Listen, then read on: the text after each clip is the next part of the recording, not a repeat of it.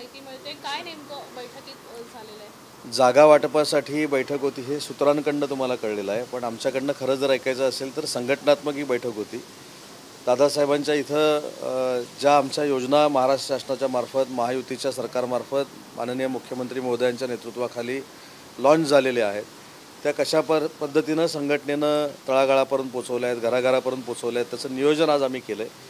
कालच जो माननीय मुख्यमंत्री महोदयांचा एक कौटुंबिक दौरा सुरू झालेला आहे बहिणींना भेटायचा, त्या संदर्भातलं महाराष्ट्रातलं नियोजन आज आम्ही करतो आणि हा सगळा जो नियोजनाचा केलेला आराखडा आहे तो आम्ही आजच मुख्यमंत्री महोदयांना दाखवणार आहोत आणि त्यांच्या अप्रुव्हलनंतर हा कार्यक्रम सुरू होणार आहे. पण ज्या पद्धतीनं खरं तर योजना आता सध्या शिवसेना हाती घेते आहे, पहिलं शासन आपल्या दारी होतं तर शिवसैनिक आपल्या घरी, अशा संदर्भातली ही योजना असणार आहे. कशा पद्धतीनं करणार आहात? कारण 1 महिन्याचा कालावधी मुख्यमंत्र्यांनी देखील दिलेला आहे.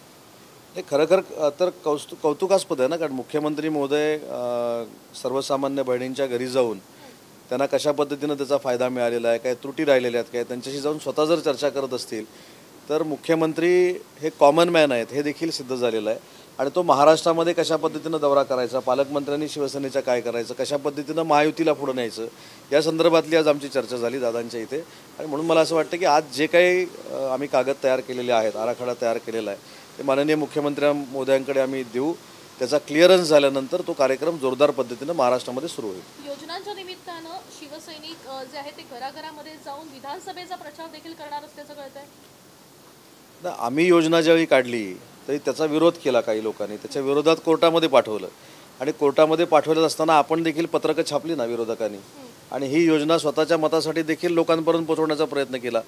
आज तर आम्ही सत्तेमधनं ही योजना आणलेली आहे आणि माननीय मुख्यमंत्री महोदयांनी आणलेली योजना ही शिवसेनेमार्फत जर आम्ही घराघरापर्यंत पोचवली तर बिघडलं कुठं? शेवटी हा प्रचाराचा एक मुद्दा आहे, अतिशय चांगल्या पद्धतीची योजना आहे आणि ती लोकांपर्यंत पोचलीच पाहिजे. सर, एकीकडे प्रचाराचा मुद्दा समोर येतोय, एकीकडे योजना शिवसैनिक घराघरापर्यंत जाण्याचा प्रयत्न करतात, घरं जॉईन करण्यासंदर्भातला हा प्रयत्न आहे. पण दुसरीकडे महेंद्र थोरवे यांच्या बॉडीगार्डतर्फे मारहाण एका सर्वसामान्य नागरिकाला झालेली बघायला मिळते. अगदी बांबूनी त्यांनी मारलेलं आहे. या संदर्भामध्ये आमदार महेंद्र थोरवेंनी स्वतः खुलासा केलेला आहे, जो आपल्या माध्यमातूनच आम्ही ऐकलेला आहे. त्याच्यामुळे त्यांनी स्वतः खुलासा केल्यानंतर त्याच्यावर मी काही वक्तव्य करणं योग्य नाही.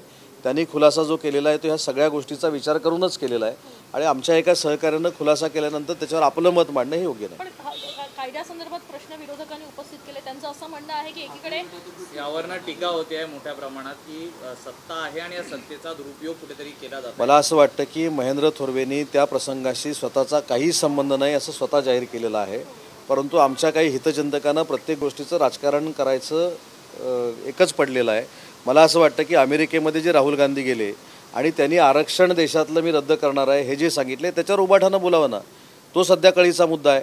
आमच्या मुख्यमंत्री महोदयांनी सांगितलं की आम्ही आरक्षण कधीही हटू देणार नाही. आमच्या उपमुख्यमंत्र्यांनी सांगितलं, अजितदादांनी सांगितलं, आमच्या नेत्यांनी सांगितलं, अमित शहा साहेबांनी सांगितलं. मग आता राहुल गांधी जे अमेरिकेमध्ये गेलेत ते देशाची बदनामी करायला गेलेत, आरक्षण हटवायला गेलेत आणि त्यांनी स्पष्ट तुमच्या माध्यमातूनच आम्ही बघितलं आहे की संधी ज्यावेळी येईल त्यावेळी मी आरक्षण हटवणार हे सांगितलेलं आहे. मग संविधानाबद्दलचा फेक नरेटिव्ह सेट करून काय मिळवलं तर संविधान बदलण्याची इच्छा ही राहुल गांधींचीच आहे आणि त्याच्याबद्दल उभाठानं बोललं पाहिजे. महाराष्ट्रामध्ये कुठच्या तरी गोष्टीचं राजकारण करून त्याचा मतामध्ये उपयोग करून घ्यायचा हे फार चुकीची गोष्ट आहे. आणि महेंद्र थोरवेंनी जर स्वतः त्याचा खुलासा केलेला आहे, त्याचा काही संबंध माझ्याशी नाही, त्याच्यावर आणि कशाला काय बोलायचं. एकीकडे हिट अँड रन प्रकरण जे नागपूरमध्ये बघायला मिळालं त्याच्यामध्ये बावनकुळे यांचा मुलगा असल्याचं प्राथमिकदृष्ट्या सांगण्यात आलं होतं, पण नंतर जो ड्राईव्ह करत होता तो काँग्रेसच्या नेत्याचा मुलगा असल्याचं स्पष्ट झालेलं आहे. या संदर्भात पोलीस तपास सुरू आहे, म्हणून अनेकांनी पूर्ण माहिती घेतल्याशिवाय जे बोलतात ते त्यांच्याच अंगाशी येतं. त्याच्यामुळे पोलीस डिपार्टमेंट याची इन्क्वायरी करते. त्याच्याबाबत स्वतः बावनकुळे साहेबांनी त्यांची भूमिका स्पष्ट केलेली आहे की कायद्याच्या कचाट्यातून कोणीही आरोपी सुटणार नाही किंवा कायदेशीर कारवाई झाली पाहिजे. स्वतः जर चंद्रकांत बावनकुळेंचं म्हणणं असेल आणि आता निष्पन्न झालं असेल की काँग्रेसच्या नेत्याचा मुलगा आहे, आता काँग्रेसनं खुलासा करावा. म्हणून मला असं वाटतं की ताबडतोब आताताईपणा करण्यापेक्षा किंवा आम्हालाच सगळं कळतं असं सांगण्यापेक्षा पूर्ण माहिती घ्यावी आणि माहिती घेऊन पहिलं त्याच्यामध्ये आपलं कोण नाही का हे तपासावं आणि मग पत्रकार परिषद घ्यावी. दुसरीकडे लोकसभा मध्ये आज शिवसेनेला आणि शिवसेना उभाटाला यांना कार्यालय वाटप करण्यात आलं होतं. मात्र या दरम्यान जर निवडणूक आयोगाने शिवसेना हे चिन्ह आणि नाव तुम्हाला दिलं असताना देखील आज ब्रॅकेटमध्ये शिवसेना शिंदे असं का म्हटल्यात आले, यावरती आपली प्रतिक्रिया काय आहे? तर मला याची काही कल्पना नाही. मी माहिती घेईन, आम्ही माहिती घेऊन त्याच्यानंतर बोलू, कारण माहिती नसताना याच्यावर बोलणं, कारण हा संवेदनशील विषय आहे, पक्षाच्या पूर्ण भूमिकेचा विषय आहे, ती माहिती घेऊन आम्ही बोलू. पण सर एकीकडे शिवसेना आता ज्या पद्धतीनं शिवसेना शिंदे गट असा उल्लेख केला तसं शिवसेना ठाकरे गट देखील उल्लेख केला. नाही, मला ह्याच्यातली काहीच माहिती नाही आहे. आम्ही आता 2-2.5 तास इथंच दादांच्याच बंगल्यावर होतो. आम्ही त्याची माहिती घेऊ आणि मग बोलू. धन्यवाद. एक मिनिट एक सर सर एकूणच जो सर्वे शिवसेनेनं केलेला आहे त्याच्यामध्ये जवळपास 110 जागा शिवसेनेनं लढाव्या अशा संदर्भात जी आहे ती माहिती पुढे येते आहे. त्यामुळे शिवसेना 110 जागांवर लढण्यासाठी तयार आहे का? तयारी तशी झाली? शिवसेनेनं सर्वे केला आहे हे पहिल्यांदा तुमच्याकडनं आम्हाला कळले, मला आणि दादांना. त्याच्यामुळं आम्ही माहिती घेऊ आणि बघू, विचारू आम्ही शिंदे साहेबांना किती जागांचा सर्वे केला आहे, त्याच्यात रत्नागिरी आहे का, दादांची जागा आहे का, आणि मग याच्यावर बोलू ना.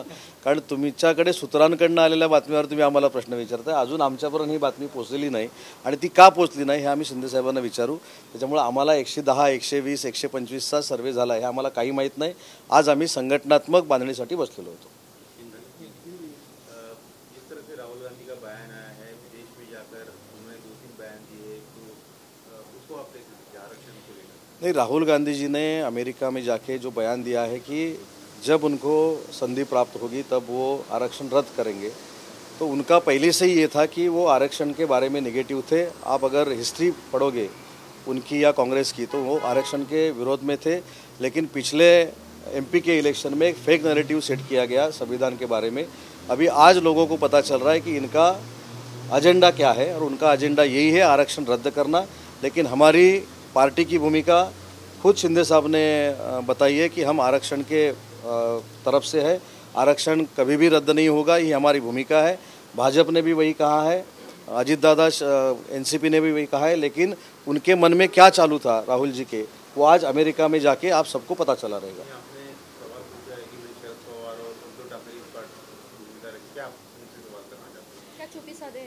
नहीं, मेरे ख्याल से जब महायुति की भूमिका जो है वो हमने विशद कर दी है, तो महाविकास आघाड़ी की भूमिका क्या है इनके बयान के ऊपर, वो भी आगे आना चाहिए ना. पहले दिन से हम महाराष्ट्र में बोल रहे थे कि ओबीसी का जो आरक्षण है उनमें से मराठा आरक्षण देना चाहिए या नहीं देना चाहिए, ये भी क्लियर करना चाहिए. लेकिन आज सबको पता चला.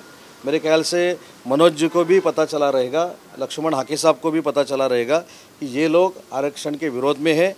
अगर ये सत्ता में आ जाते तो आरक्षण निकल जाता, और संविधान का फेक नैरेटिव जो प्रचार में निकाला गया, इसका बेस ही ये था कि उनको ही संविधान बदलना था, उनको ही आरक्षण रद्द करना था. सवाल है कि जिस तरह से वाशी का एक वीडियो वायरल हुआ था जिसमें एक पूर्व पत्रकार उन्होंने भगवान श्री राम को लेकर कुछ टिप्पणी की थी, उस मंच पर शरद पवार साहब भी थे. उसको लेकर बीजेपी कल से आंदोलन करने वाली है कि भगवान श्री राम का अपमान करते वक्त ये चूक क्यों है. शरद पवार नहीं, अकेले बीजेपी आंदोलन नहीं कर रही है, उनके साथ शिवसेना भी कर रही है. शिवसेना और बीजेपी साथ में आंदोलन कर रही है. हमारे साथ अजीत दादा की राष्ट्रवादी कांग्रेस पार्टी भी रहेगी, और ये महायुति का आंदोलन है, बीजेपी, शिवसेना और एनसीपी का. तो उसमें भी क्या महाविकास आघाड़ी की जो बाकी उनको सवाल पूछेंगे कि वो शामिल होंगे? नहीं, ये तो है ना, श्री राम के बारे में जो बोला गया है, तब जो व्यासपीठ पे जो लीडर थे उनका बयान यही है क्या, ये तो पूछना चाहिए. उन्होंने क्लियर करना चाहिए कि जो वहाँ बोले, जो कुछ गालियाँ दी गई, उससे ये सहमत है ही नहीं, ये तो बोलना चाहिए ना. और यही हम कह रहे हैं कि हर बार ये जो अभी बयान दिया है उस ट्रैक से बाजू जाने के लिए अभी महेंद्र थोरवे का कोई नाम आगे ला रहा है, और कोई नाम आगे लाएगा. ये जो है प्रभु श्री राम के बारे में जो कहा गया है, उससे वो सहमत है या नहीं है, वो तो बोलना चाहिए ना.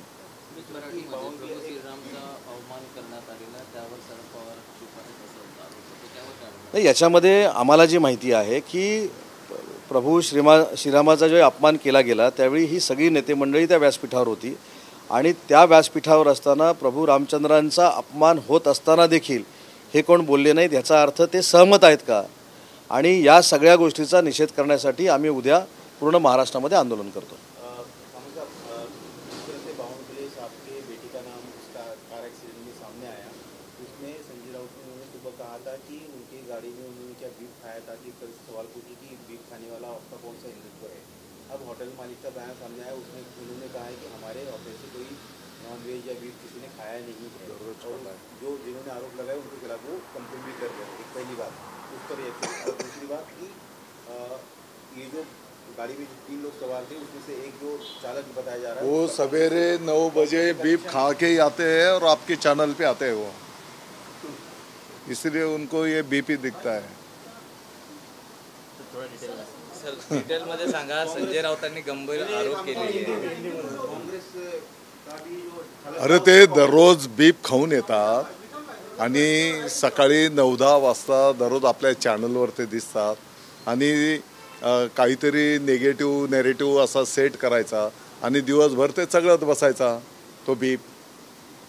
त्यांनी म्हटलेलं आहे की गृहमंत्री हे या एकूणच प्रकरणात त्या पदावर राहण्याच्या लायक मला वाटतं की ज्या पद्धतीने आता तुम्हीच सांगितलं की गाडी चालवणारा काँग्रेसच्या कुटुंबातला सदस्य आहे, तुम्ही सांगितलं, आम्ही तर त्या खोलात अद्याप गेलो पण नाहीत, परंतु तुम्ही इतके उतावीळ झाले, पिवळ्या हळकुंडाने तुम्ही इतके उतावीळ झालेले आहेत की काय पण झालं की तुम्हाला राजकारण दिसतंय काय कुठल्याही गोष्टीमध्ये, आणि मग उतावीळपणे कोण काय बोलतो, कोण काय बोलतोय, कोण काय ॲक्टिंग करतो, आणि संपूर्ण महाराष्ट्राची तुम्ही दिशाभूल करतायत, तुम्ही महाराष्ट्राचा अपमान करतायत दररोज।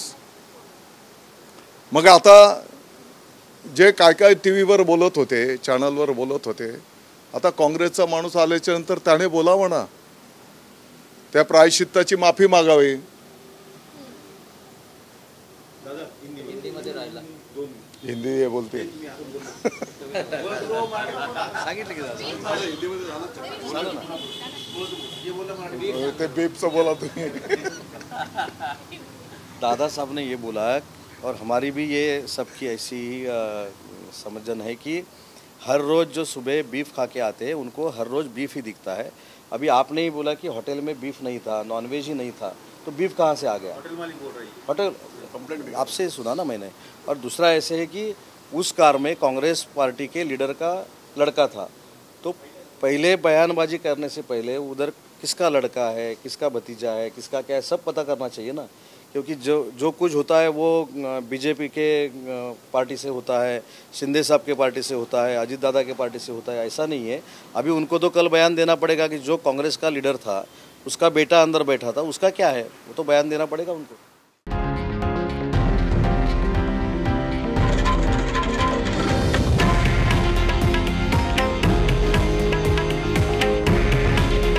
हे आहे देशातील नंबर 1 न्यूज नेटवर्क आणि आपण पाहत आहात TV9 मराठी।